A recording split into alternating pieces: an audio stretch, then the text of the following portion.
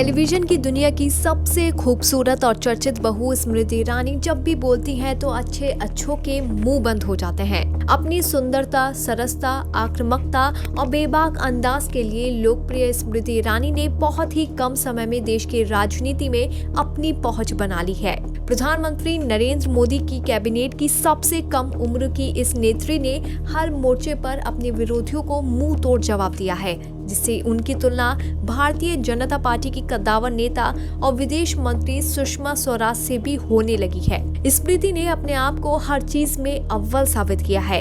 आज स्मृति ईरानी अपना 45वां जन्मदिन मना रही हैं। ऐसे में चलिए आपको बताते हैं एक टीवी की बहू से संसद तक का स्मृति का सफर। 23 मार्च 1976 को दिल्ली में मध्य वर्गीय परिवार में स्मृति ईरानी का जन्म हुआ था।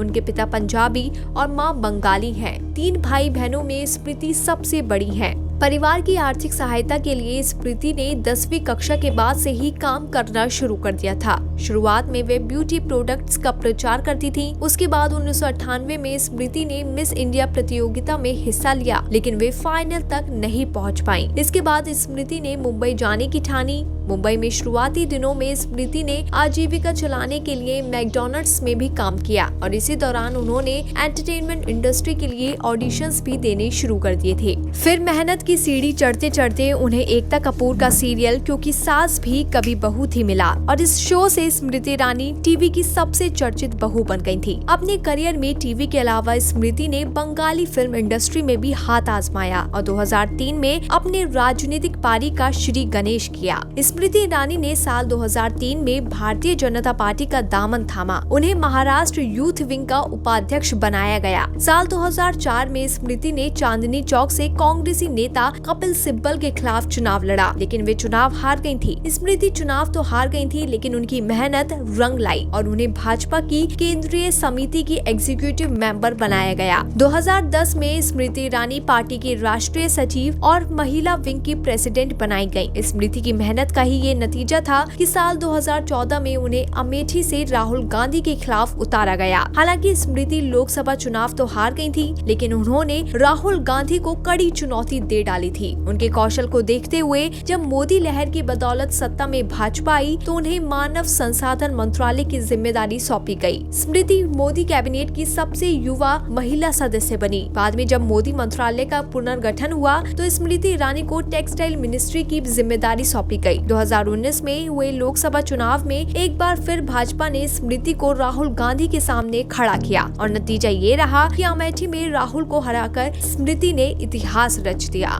BBPN की रिपोर्ट।